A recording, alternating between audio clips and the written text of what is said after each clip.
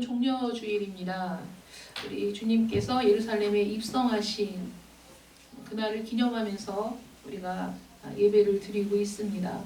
그래서 3월 마지막 주간, 4월에는 종려주일, 고난주간, 부활주일 이렇게 그 예배들이 기독교에 있어서 큰 절기들이 이제 집중되어 있는 때죠. 그래서 이때를 맞이해서 사실은 이제 2주간 그 예배를 쉬고 다시 모이기로 결정을 했을 때 제가 그 많은 사람들의 의견들 또는 그 각 교계의 상황들이나 성도들의 입장들을 제가 살펴봤을 때 이번 그 예배의 중단 상황이 우리가 우리의 신앙을 다시 한번 점검해보는 그런 중요한 그 변곡점이 되지 않을까 이런 생각이 들었습니다.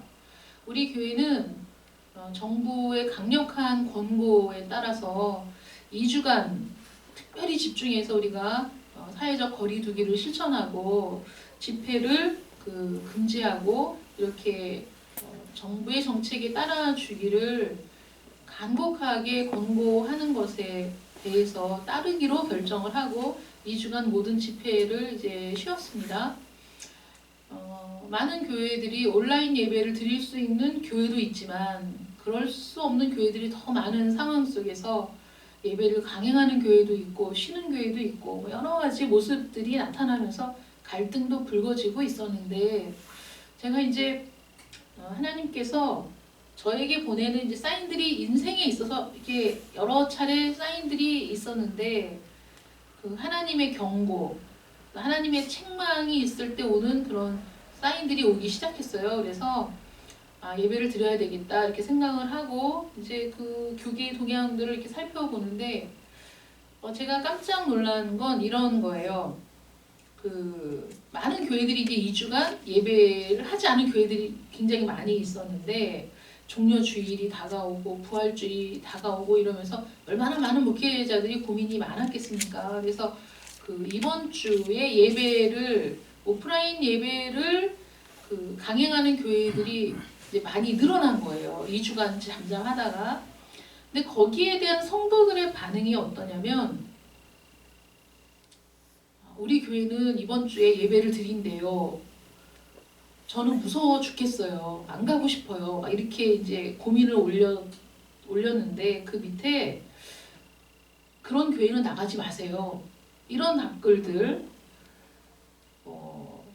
저도 우리 교회 예배 드린다고 하는데 저도 안 가려고요. 뭐 이런 글들이 대부분이 그런 글들이 많았던 거예요. 많았는데 맨 밑에 어떤 사람이 저희 교회도 그 예배를 드린다고 하네요. 그런데 저는 기쁜 마음으로 가려고요. 이렇게 그 댓글은 딱 하나밖에 없는 거예요.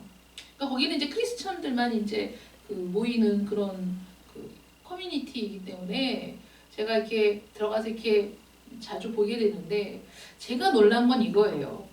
온라인 예배를 드리든 오프라인 예배를 드리든 상황이 사실 여러 가지 상황들이 있어 왔잖아요. 교회 역사상 전쟁의 때도 있었고 흑사병이 창궐해서 도저히 한 마을이 전멸하다시피 하는 경우도 굉장히 많이 있었고 또 패스트 때문에 여러 가지 일들 때문에 여러 가지 그 일들을 겪어왔지만 온라인 예배가 중요하냐 오프라인 예배가 중요하냐 이게 아니라 우리가 하나님 앞에서 어떤 마음이냐가 사실 중요한 거거든요. 그래서 사실 우리는 예배를 사모하고 예배의 자리를 사모하는 마음이 있어야 돼요. 그래서 우리가 모여서 예배를 드릴 수 없음을 안타깝게 생각하고 우리가 모여서 예배를 드릴 수 있는 날을 손꼽아 기다리며 이런 그 간절한 사모하는 마음이 있어야 되는 거예요. 그래서 좀 염려가 되더라도 그래도 예배를 드리기로 결정을 했다면 내가 할 수 있는 최선의 것들, 지킬 수 있는 것들을 지켜가면서 그 예배를 드리게 된 것을 기뻐하는 마음이었으면 좋겠는데 2주간을 지나면서 심지어는 어떤 교회는 2월 달부터 쭉 예배를 안 드린 교회도 있기 때문에 그런 시간이 지체되면서 예배를 드릴 수 있는 오프라인 예배가 지체되면서 성도들의 신앙이 뚜렷하게 예배를 사모하는 자와 그렇지 않은 자들, 또 그 예배를 강조하는 것에 대한 거부감들이 마음속에 움트고 있는 것들을 보게 됐어요. 그래서 야, 이런 그 상황이 총칼로 위협을 하고 또 극심한 핍박과 탄압의 때에만 우리의 신앙이 점검되어지고 옥석이 가려지는 것이 아니고, 지금 이 현대 세계는 이런 상황 속에서도 우리의 믿음이 점검되고, 사실은 누가 금과 같은 믿음을 갖고 있느냐, 누가 그런 믿음이 없는 것이냐가 너무나 확연하게 드러나게 되었다는 거죠. 그러면서 많은 사람들이 오프라인 예배를 거부하는 상황이 되다 보니 오프라인 예배를 얘기하는 사람들을 이상한 사람처럼 생각하거나 또는 그 잘못된 믿음이라고 그렇게 얘기하는 사람들도 있는 것을 볼 때, 우리의 믿음을, 우리의 신앙을 하나님 앞에서 좀 새롭게 점검하는 기회가 되어야 되겠다. 또 여러분들에게도 묻고 싶어요. 예배를 드리지 않는 시간 동안에 사실 우리의 신앙이 성장하느냐? 그렇지 않다는 거죠. 그리고 우리의 모임이 폐쇄되면 우리의 신앙이 그 안에서 뜨겁게 타오르느냐? 그렇지 않은 경우가 더 많다는 거예요. 그래서 그 모이기에 힘을 써라 라는 그 말은, 우리 성도 간의 모임은 우리의 신앙을 서로 지피는 그런 통로가 되고 우리의 시선을 하나님께 다시 돌리게 하는 그런 통로가 되는 거죠. 사실 세상에서는 우리의 시선을 빼앗아가는 것들이 너무나 많기 때문에 이게 뭐 한 주, 두 주 지나가면서 우리는 이 생활에 적응이 되고 이게 편하다고 생각을 하고 이렇게 된다는 거예요. 그래서 이런 모든 상황들을 하나님은 통제할 수 없다고 생각한다든가 하나님의 영향력 밖에 일어나는 일이라고 생각하면 안 된다는 거죠. 어떤 일이든 이 역사의 흐름을 하나님께서 이끌어 오셨다는 거예요. 그래서 종려주의를 우리가 생각하면서 우리 주님께서 지금 12제자를 데리시고 이르시되 보라 우리가 예루살렘으로 올라가노니 라고 말씀하시는 거예요. 근데 이 말은 그 전에 예루살렘을 가신 일이 없는 게 아닙니다. 있지만 지금은 특별한 때예요. 주님이 죽기 위해 가시는 거예요. 그것을 제자들에게 다시 한번 강력하게 고지시키는 거죠. 우리가 지금 예루살렘으로 올라가는데 왜 올라가느냐? 선지자들을 통해 기록된 모든 것이 인자에게 응하는 때가 왔다는 거죠. 지금이 바로 그때예요. 그래서 예루살렘으로 올라가는 거예요. 그런데 우리가 그 고난을 당할 때, 고난을 모르고 당할 때와 알고 당할 때는 사실 차이가 있죠. 내가 전혀 예측하지 못하고 전혀 예상하지 못했는데 꽝 하고 고난이 닥쳤을 때는 얼떨결에 그냥 그 고난 속으로 들어가는 거지만, 내가 어떤 고난을 당하고 내가 어떤 고통을 당하고 내가 어떤 상황에 처해질 것이라는 걸 알면서 가는 건 몇 배의 고통을 감수하고 가는 거잖아요. 제자들은 그 사실을 모르고 지금 말씀처럼 깨닫지도 못했지만 예수님은 이미 알고 계셨고 이미 어떤 일이 벌어질 것을 다 예측하고 계시며 당신이 어떤 상황이 되어 어떤 고초를 겪을지를 이미 알고 계시면서도 그 길을 지금 올라가고 계시는 거예요. 예루살렘으로. 예수님이 당하실 일이 뭐냐?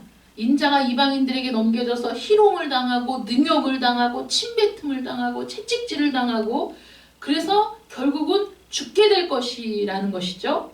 예정된 일이에요. 하나님께서 예정하셨고 예수님은 성취하기에 지금 올라가시는데 그게 끝이 아니고 제3일에 살아난다는 것이죠. 예수님이 방점을 찍고 하나님이 정점을 찍은 그 순간은 언제냐면 죽음이 아니라 죽음 이후에 있을 부활, 다시 살아나심으로 인해서 우리에게 주실 하나님의 은혜와 사랑, 여기에 사실은 방점이 찍혀 있는 것이고 그 일을 위해서는 죽어야 되고 죽기 위해서 예수님이 지금 올라가시는 거죠. 그런데 제자들은 이렇게 얘기를 해도 깨닫지도 못했고 다른 부분에 보면 깨닫는 걸 두려워했고 무서워한 거예요. 그 두려움이 뭐냐면 우리가 원치 않는 길이라는 걸 아는 거죠. 본능적으로. 우리가 원하는 건 뭐냐? 제자들이 원하는 건 뭐냐? 예수님이 이 능력을 가지고 이런 그 은사를 가지고 이런 그 정말 사람이 행할 수 없는 이런 놀라운 이런 일들을 행하시면서 그래서 이제 그 이스라엘의 왕이 되시고 그래서 이스라엘을 모든 압제로부터 구원해내시고 그래서 우리 이스라엘이 온 세계 만방에 뛰어난 민족이 되어서 많은 민족을 다스리는 나라가 되는 것 이게 이들이 원한 것이고 희망한 것이고 그리고 그 일에 자신들이 예수님의 제자로서 거기에 함께 참여할 것이라는 그런 소망을 가지고 있었기 때문에 예수님을 따랐던 거죠. 그런데 자신들의 소망과는 반대인 것 같고 자신들의 소망을 이루는 것이 아닌 것 같다는 직감, 마음의 불안과 두려움이 엄습했지만 그게 도대체 무엇인가를 정확하게 묻기를 두려워했다는 성경의 기록이 있습니다. 제자들은 묻기도 두렵고 확인하기도 두렵지만 예수님이 가시니까 이제 함께 가는 거죠. 근데 이거는 이 세상에서의 일이지만 사실 영적인 것으로 본다면 예수님은 우리의 왕이시고 예수님을 따르는 자들은 예수님을 따라 왕노릇 하게 될 겁니다. 그것이 우리가 추구하는 왕노릇과 하나님이 우리에게 주시는 왕노릇이 다를 뿐이지 사실 그거는 변함이 없는 거예요. 예수님 우리 왕이시니까. 근데 제자들은 이제 그런 사실들을 깨닫지 못했고 그 말씀이 감추어졌다는 건 말씀을 드러내셨으나 깨달을 믿음이 없었고 깨달을 영성이 없었던 거죠. 제자들이.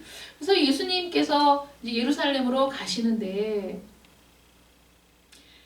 예수님을 따라가면서 우리가 예수님의 모습을 보면서 어떤 자세로 살아가야 할 것인가를 우리가 생각해 본다면 예수님은 사실 하나님께서 정해놓으신 길을 지금 따라가고 계시고 순종하고 계시는 거예요.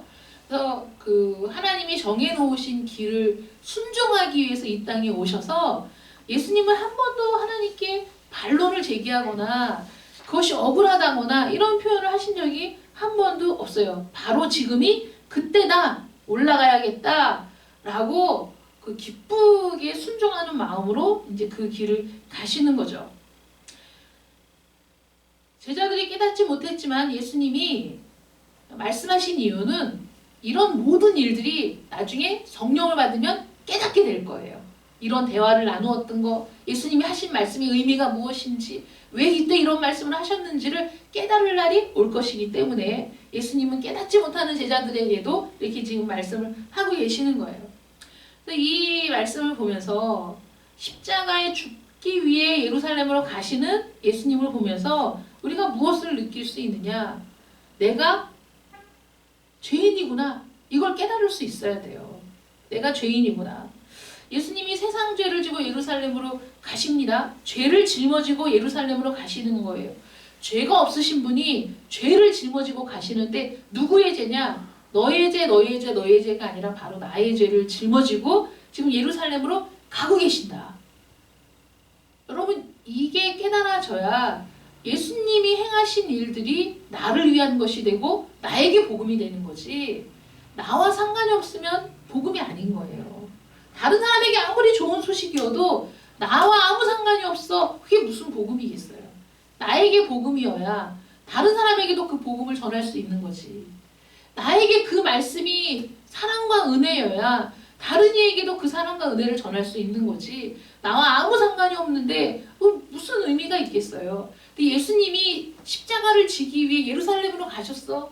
그런데 예루살렘으로 왜 가셨는가?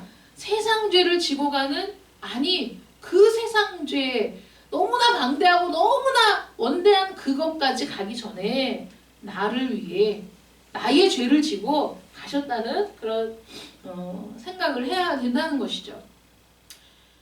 이스라엘의 그 우리 레위기 큐티 말씀 그 함께 수요일 말씀 생각해 볼 때 그 나의 죄를 씻기 위해서 희생 제물을 끌고 가서 거기에 내 죄를 그 전가시켜서 그 희생 제물을 잡아 하나님 앞에 드림으로 내 죄를 용서받는 거잖아요. 그런데 그 어린 양에게 내 모든 죄를 전가시켜서 제단에서 죽게 하는 그 행위를 우리가 생각해 볼 때 지금 예루살렘으로 가시는 예수님은 바로 우리의 죄를 그 위에 얹어서 예수님을 죽게 함으로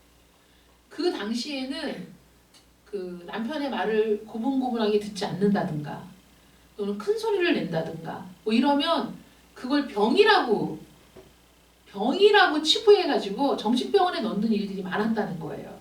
근데 렘브란트가 그렇게 그 한때는 연인이었던 결혼을 약속했던 그 사람을 그 병이라고 그 신고를 하고 정신병원에 감금했던 그런 일이 있더라고요. 그래서 그런 것들을 보면서 우리가 예수님이 십자가를 지기에 예루살렘으로 올라가시는 모습을 볼 때 우리는 죄인이라는 말도 싫어하고 죄라는 말을 거론하는 것도 굉장히 싫어하거든요. 그런데 우리의 죄성이 어떤 거냐면 내가 이걸 잘하면 나는 금방 교만해져가지고 다른 사람을 정죄하는 데 빨라. 내가 예배를 잘 드리고 성경을 잘 읽을 때에는 성경을 읽지 않는 사람들은 다 그리스도인이 아니라고 비난하고 예배에 열심을 내지 않으면 예배에 열심을 내지 않는 것들은 믿음이 없는 것이라고 그렇게 비난을 하는. 우리는 사실 여러 가지가 연약하고 부족하고 사실 우리 안에 있는 이 죄성이 얼마나 강력한지 다스려지는 것 같다가도 튀어나오고 아닌 것 같다가도 튀어나올 때가 너무 많이 있고 완벽한 의인이 없는 거거든요. 우리는 단지 예수님이 나를 위해 죽어주신 그래서 내 죄가 거기에 얹어져서 완전히 예수님이 죄값을 지불했다는 그래서 하나님은 당신의 아들을 죄값에 내어주시고 그로 인해서 생긴 예수님의 의의는 나에게 주셔서 바꿔주신 거잖아요. 야곱이 손을 엇갈려 안수했듯이 요셉이 데리고 와서 그 므낫세 장자를 야곱의 오른편에 두고 차자를 야곱의 왼편에 두어서 오른손 장자 힘 그래서 그 오른손으로 장자에게 안수하고 왼손은 차자의 머리에 얹어서 안수하도록 딱 구도를 잡고 갔는데 야곱은 손을 엇갈려서 기도하거든요. 그것이 꼭 그 의미는 아니지만 제 생각에는 하나님께서 의인이신 예수님, 하나님의 아들이신 예수님, 죄인된 우리, 멸망받아 마땅한 우리 그렇게 둘을 놓고 하나님이 흡사 손을 엇갈려 안수하듯이 이 하나님의 능력, 하나님의 의, 하나님의 권능 그 손으로 우리에게 안수하시며 아들의 의를 우리에게 주시고 우리의 모든 죄를 아들에게 얹어서 그렇게 그 불의와 의가 교차되어 우리를 의인으로 삼아주시고 그래서 그 예수님이 나를 위해 죽어주셨다는 것을 고백하는 이들마다 하나님이 아무 조건 없이 하나님의 자녀로 받아주시는 그 은혜를 우리가 경험하게 되는 거잖아요. 그러니까 예수님이 십자가에 올라가시는 모습을 볼 때 우리는 사실 내가 죄인임을 고백하며 눈물을 흘려야 되고 한편으로는 그 일들을 통해 우리에게 은혜를 베푸시고 생명을 주신 하나님을 찬양하는 그런 일들이 우리 안에서 동시에 이루어져야 된다는 거죠. 그러니까 우리가 죄인임을 고백할 때 어떤 죄인이냐 나는 의를 행할 수 있으나 의를 행하면서 교만해질 수 있는 죄인이고 그리고 다른 사람의 불의에 대해서는 분노하면서 내 자신의 불의에 대해서는 합리화시키는 그런 죄인임을 날마다 사실은 깨달아야 되는 거예요. 그래서 해마다 종려주의를 보내고 해마다 고난주간을 보내고 해마다 부활주의를 보내면서 사실 우리는 우리의 신앙을 다시 점검하고 다시 점검하여 결국 우리는 지금도 예수님을 예루살렘으로 올려보내는 죄인일 뿐입니다. 그런데 하나님의 은혜로 의를 힘입은 그런 구원받은 백성이죠. 이런 모든 사실을 잊지 않을 때 우리는 언제나 우리의 삶을 하나님 앞에서 비추어 볼 수 있는 거죠. 우리의 거룩이 다른 사람과 비교한 거룩이 돼서는 안 되는 거예요. 그래서 어떤 한 부분만 보고 대단한 사람이네 이럴 수도 없는 거죠. 왜냐하면 렘브란트의 한 일면을 봤을 때 너무 대단한 사람이고 은혜가 충만한 사람이고 야 정말 이 사람 정말 은혜 받았네 우리가 그렇게 얘기하지만 그러나 그의 삶의 이면을 볼 때는 이기적인 사람이고 자신의 안위를 위해서는 다른 사람을 파멸에 이르게 할 수 있는 그 시대의 관념, 그 시대의 어떤 그 소통되던 문화, 그 시대의 가부장적인 어떤 그런 틀을 벗어나지 못한 그래서 우리가 어떤 한 부분만을 보고 내가 의로운 사람이라고 착각해도 안 되고 내가 잘하고 있다고 그렇게 자랑할 일도 아닌 거예요. 왜냐하면 우리가 비교해야 될 대상은 다른 사람이 아니라 하나님의 거룩함에 나를 비추어 봐야 되기 때문이거든요. 우리 아들에게 야, 방 좀 치워라. 너 방 왜 이렇게 더럽니? 방 좀 치워라 이렇게 얘기하면 우리 아들이 그 전에 뭐라고 얘기했냐면 그래도 누나 방보다는 깨끗하다. 이렇게 얘기를 하는 거예요. 아니 얼마나 비겁해. 아니 누나 방을 보고 그대로 따라하라고 얘기하는 게 아니잖아요. 기준이 누나 방이 아니야. 그렇잖아요. 근데 자기는 그래도 누나 방보단 지 방이 깨끗하니까 그걸로 자기가 더 깨끗하다 이렇게 얘기하는데 이게 우리가 하나님 앞에 사는 모습과 똑같은 거예요. 그래도 누구보단 낫다. 그래도 저 사람보다는 낫다. 그래도 저 인간보다는 내가 낫지.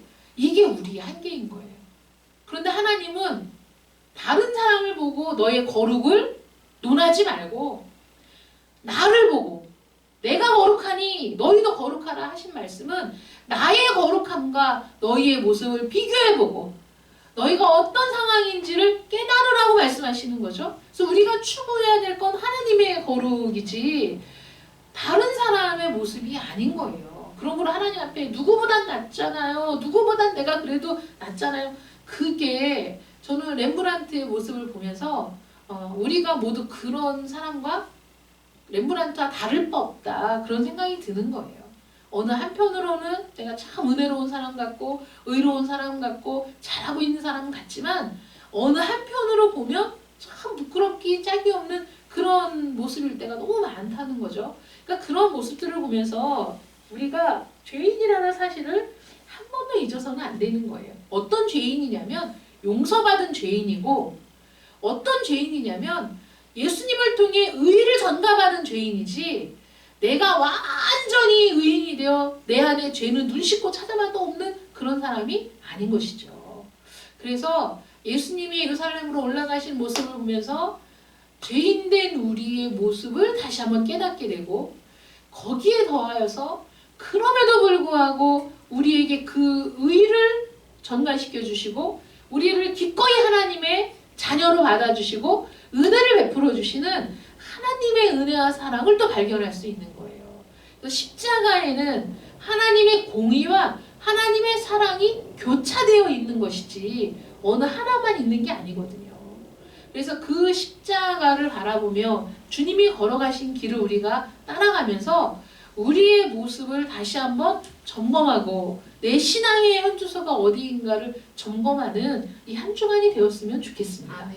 사실 고난주간이거든요. 이번 주간에 그전 같은 고난주간 기도에 매일 저녁에 모여서 기도하고 하겠지만 그럴 수는 없으나 그러나 내가 하나님 앞에 지금 어떤 마음이고 내가 하나님을 향해 지금 어떤 자세인가를 매일 점검하면서 하나님께 더 가까이 나아감을 회복하는 한 주간이 되시기를 축원합니다.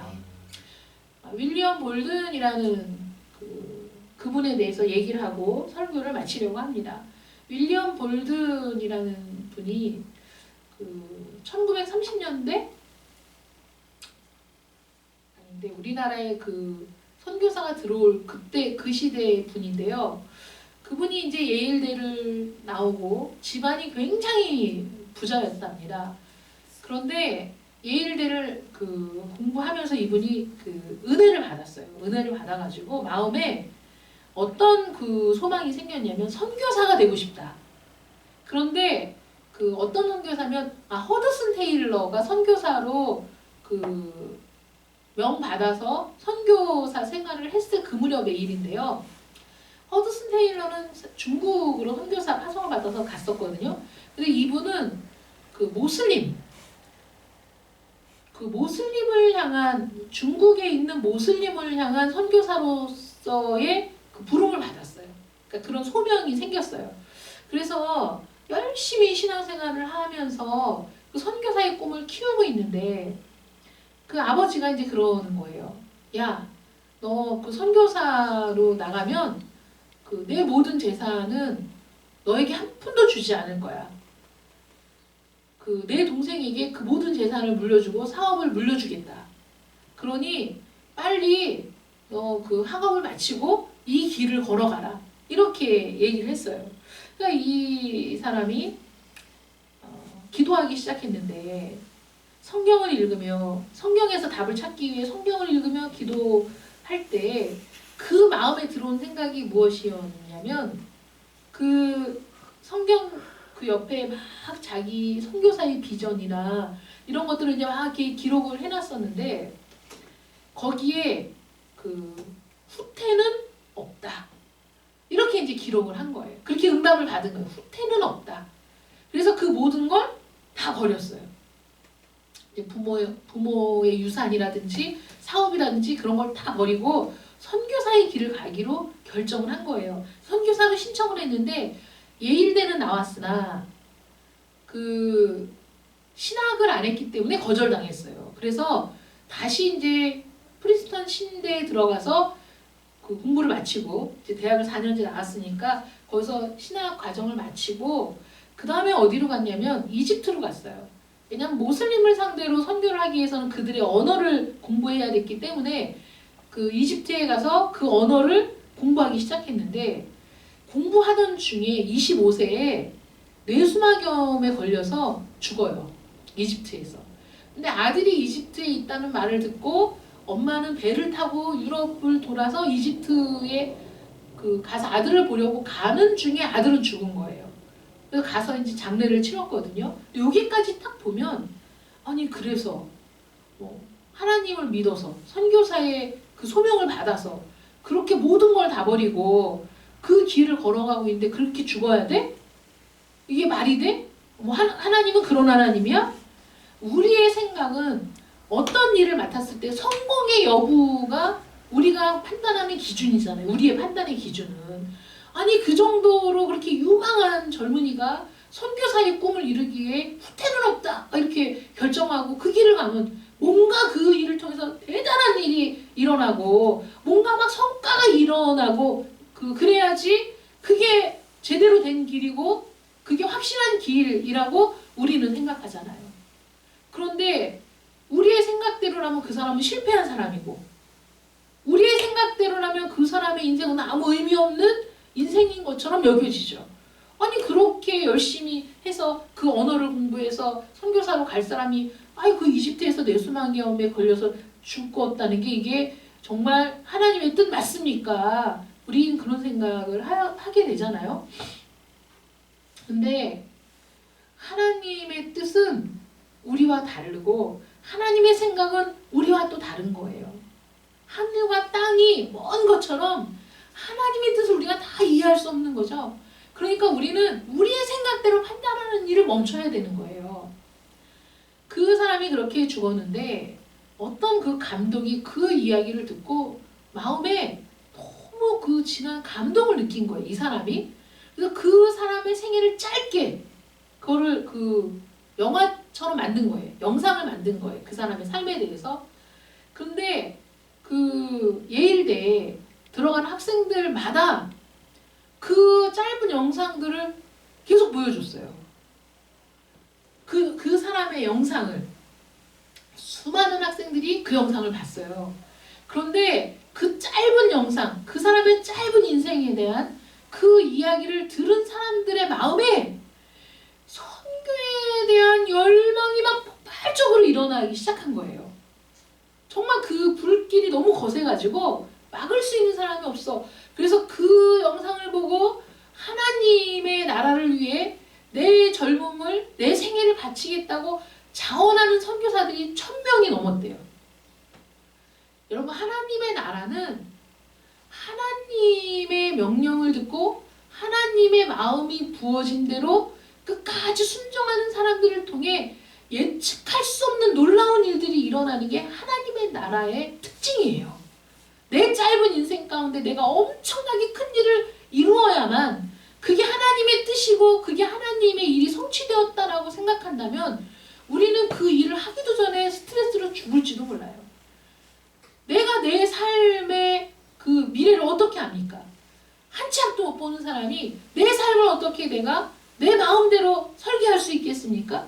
그거는 불가능한 거예요. 그런데 우리는 어떻게 살아야 되냐면 오늘 하루 하나님의 명령에 순종하고 오늘 하루 하나님이 기뻐하시는 뜻을 따라 살아갈 때 하나님은 그런 내 삶을 통해 하나님의 뜻을 이루시고 하나님의 나라를 이루어 가신다는 사실을 여러분들이 믿으시길 바랍니다. 아멘. 그렇게 사는 것이 하나님의 도구로서의 삶이고 하나님의 뜻에 순종하는 삶인 거예요.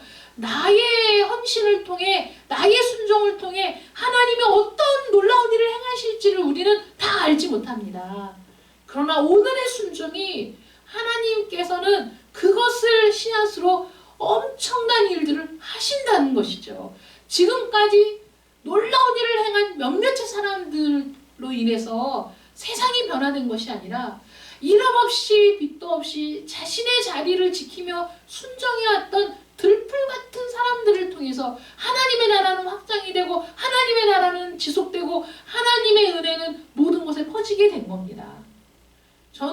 저도 그렇고 여러분들도 그렇고 세상 사람들은 알아주지 않아도 세상 사람들이 인정하지 않아도 오늘 이 하루를 하나님의 은혜로 살고 오늘 이 하루를 하나님의 뜻에 순종하며 살며 나에게 주어진 미션이 무엇인가를 고민하면서 하나님과 소통하는 삶이 되기를 간절히 원합니다. 그런 삶을 통해 하나님은 일하시고 그런 삶을 통해 하나님은 우리 가정을 변화시키며 그런 삶을 통해 하나님은 내가 속한 사회를 변화시키시고 이 땅에 그리스도의 씨앗이 결코 시들지 아니하고 열매 맺는 나를 하나님께서 반드시 이루실 줄 믿습니다. 그 모든 일에 쓰임받아서 아름다운 양탄자가 짜여질 때 그 한 올의 실은 자기가 어느 위치에 있는지는 모르지만 아름다운 양탄자가 쫙 짜여졌을 때 그 하나의 실, 한 올의 실들은 거기에 함께 있으므로 그 아름다운 작품을 완성해내는 거거든요. 제가 성지순례 갔을 때 그 바티칸에 갔을 때 그 쫙 옆에 고대 그 초대교회 때부터 그 짠 양탄자들이 걸려 있어요. 그들의 신앙을 표현한 양탄자들이에요. 너무 아름답고 성화 뭐 이런 그 모습들을 그 짜서 쫙 걸어놨는데 아주 벽면을 채우는 커다란 양탄자거든요. 근데 거기에 그 예수님의 모습, 제자들의 모습, 뭐 오병이어 또는 무슨 세례 받으시는 모습들 그런 성경의 모습들을 짠 거예요. 그걸 구상하고 해서 그걸 짜 나갈 때 어떤 시를 사용할까, 어떤 색을 표현할까 그 짜는 장인들이 얼마나 고민하며 그걸 짰겠어요? 근데 그런 걸 짤 때 거기에 들어가는 한 올의 금사가 거기에 들어가는 한 올의 은사가 뭐 자주색 실이 붉은색 실이 자신이 어느 곳에서 짜여져서 어느 부분을 빛내게 될지는 사실 몰랐을 거예요. 그러나 그 모든 것들이 어우러져서 아름다운 작품을 탄생시키듯 하나님의 나라는 이렇게 이름도 없이 빛도 없이 자신의 자리를 지키는 사람들을 통해 아름답게 세워져 가고 있다는 것. 그 중에 저와 여러분이 한 사람의 몫을 지금 감당하고 있다는 사실을 잊지 마시고 하나님의 뜻대로 순종하는 것이 오직 지금 내가 살아가는 유일한 방식이라는 사실을 동의하면서 그렇게 하나님의 뜻을 구하는 여러분들이시기를 축원합니다. 아멘. 기도하겠습니다. 사랑의 하나님 감사합니다. 우리 주님께서 막중한 사명을 지시고 예루살렘으로 올라가십니다. 예루살렘에 입성하십니다. 그 눈앞에는 죽음이 있고 고난이 있고 채찍질이 기다리고 있습니다. 많은 이들이 등을 돌리고 침뱉으며 모욕하고 조롱할 겁니다. 알고 있지만 올라가셨습니다. 아셨지만 기꺼이 순종하셨습니다. 아멘. 그 삶을 통해 우리에게 부활의 소망이 또 하나님의 자녀가 되는 소망이 우리의 모든 죄로부터 자유로워지고 하나님의 의를 힘입는 놀라운 일들이 우리 앞에 펼쳐지게 되었습니다. 하나님, 우리 주님의 십자가를 생각하며 죄인된 우리의 모습을 기억할 수 있도록 도와주시고 그리고 그 모든 일들을 통해 우리에게 덧입혀진 그리스도의 의로 인하여서 기뻐하며 즐거워하는 저희들 되게 하여 주시옵소서. 아멘. 이 한 주간 하나님을 기억하는 시간들 되게 하시고 하나님 앞에 우리의 신앙이 어떤 모습인지를 점검하는 시간이 되게 해주시기를 간절히 원합니다. 아멘. 그러면서 하나님 어떻게 살 것인가, 무엇을 선택할 것인가, 우리는 어떤 삶을 살기로 결단해야 할 것인가를 고민할 때 정말 이름 없이 빛도 없이 살아가는 우리들이지만은 하나님의 나라의 한 부분을 이루어가며 하나님의 나라의 확장 속에 있는 우리라는 것을 기억할 수 있도록 은혜를 베풀어 주시옵소서. 아멘. 우리의 삶이 튀어나지 않고 우리의 삶이 뭔가 대단한 것을 이루지는 않을지라도 그러나 아름다운 하나님의 나라를 이루는 한 점, 한 선이 된다는 것을 기뻐하고 즐거워할 수 있도록 도와주시며 나의 순종이 하나님의 나라를 이루고 나의 헌신이 하나님이 기뻐하시는 그러한 삶이 된다는 것을 기억할 수 있도록 인도해 주시기를 간절히 원합니다. 아멘. 하나님을 사랑하며 하나님께 기꺼이 헌신하며 하나님의 은혜 가운데 머무는 한 주간이 되게 해 주실 것을 믿사옵고 예수님의 이름으로 기도드립니다. 아멘. 아멘.